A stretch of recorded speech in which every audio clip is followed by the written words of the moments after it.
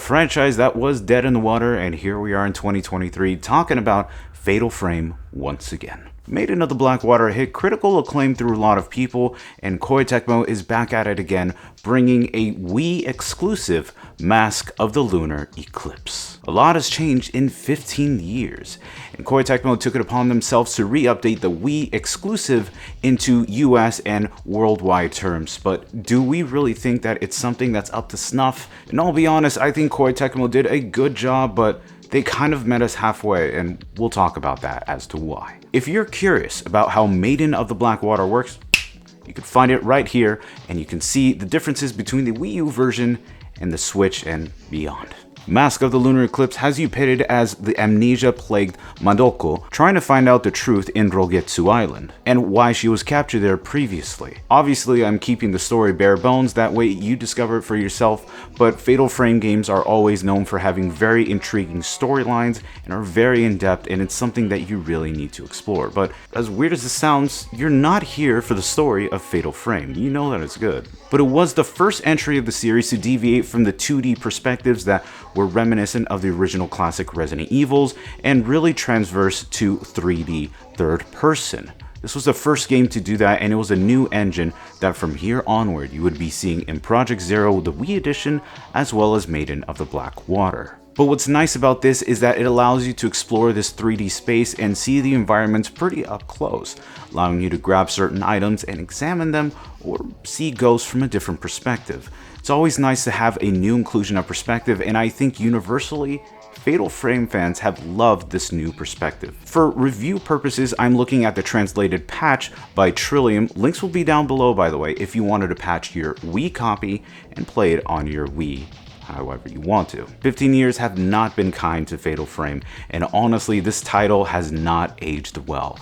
Back in the day, it was released in 480p and was the first Fatal Frame to be in 16:9 perspective. Like I said previously, it ditched the 2D perspectives into something that was more 3D, allowing you to see more of the environment and to explore vast areas that you really couldn't do before. It did come around in the area where muddy palettes were very prominent, so such as like Gears of War, Metal Gear Solid 4, where you saw this very ugly muddy palette, and you're gonna see that right here in the Wii version. A lot of items and areas will look very similar and even indistinguishable at times, just because the palette matches each other so well in a terrible way actually. There isn't a lot of visual variety, so if you're trying to look for something like this, that's a problem that this game actually is plagued with. Not only that, the game is naturally dark, so even recording footage here that I use with my Wii component cables, I still couldn't get a good picture. This is how the game naturally looks. And even in the video's thumbnail, I had to raise the contrast like crazy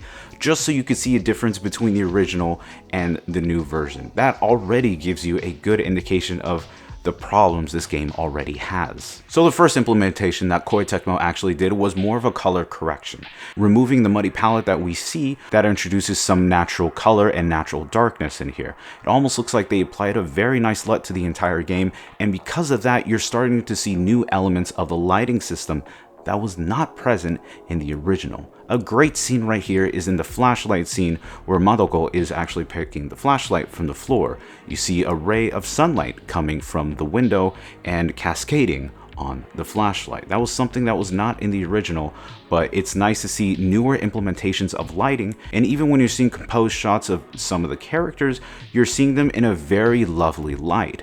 The original, they were very hard and dark to see, probably to intensify the atmosphere and the dark, moody behavior of the game, but it's nice to kind of be able to see these characters in a clearer light because of the new lighting system. And thankfully, the models have been redone beautifully. This is probably my favorite part of the game because the models just look exponentially better than their original counterparts. Like I said, we're working with 480p models here, so trying to even upscale that will not look that good. So that's why Koei Tecmo took the time to redo the models, and you can even see the detailing here with Madoko, where instead of this rough cotton blouse that she's wearing, you can now see the beautiful textile detail that you really couldn't see previously. And it is true for a lot of people. They don't like some remasters because of how it changes some of the characters' faces and it misinterprets artists' interpretation. But I still think that the model swap is done extremely well, and I'm very happy with how it's looking, and I think you will too. And another baffling important thing to talk about was the environments, which I don't think received that kind of touch-up. As you start traversing through the environments and through the mansions, you start to see that there's a really big difference between the very high quality models and the very low poly textures that you see in the mansion. In some instances, I don't even think that Koei Tecmo did anything to these, and if anything, probably imported them from the previous game and just brought them here. This is a huge problem that Koei Tecmo did not address, because you're going to be having a cognitive dissonance between the way the player model looks and the environment, and it really does take you out of the experience. It took me a couple of times. There could have been two solutions they could have done this. They could have actually taken a lot of the textures, they could have thrown them in an AI upscaler, combed through them to make sure that everything is cohesive, or they could have redone everything entirely. To not only not do anything, but update the models, it's weird. It kind of feels like they didn't finish the work. And you're going to notice that as you traverse through some of the chapters and how big of a difference that takes you out of the experience. Not even a goddamn noise filter can take out some of the imperfections you'll see when you're traversing through the mansion. The FPS is significantly better, at least on the PC side, running a beautiful 60 FPS, but not surprising because this is a Wii game being played for all other consoles, so it's not surprising that it's able to hit those frame rates. But on the Wii, it hit around 30 FPS, and even then, while I saw some ghosts, I noticed there was quite a lot of skipping and quite a lot of frame rate drops. And I don't know if that's because I'm using a patched version of the game, so maybe it needs to be updated, or if this is how the game actually runs. But I did want to note that, but I don't have a definite answer. I apologize for that. There are also not many graphical options in the PC side of things either. The most that you do have is basically texture quality and anti-aliasing. You can't really change like ambient occlusion or anything else, but then again, this game isn't really doing anything heavy at all, so there's probably a reason why you can't change too many options. A huge problem people had with the Wii version obviously were the motion controls. Motion controls were a blessing and a curse for a lot of the Wii library.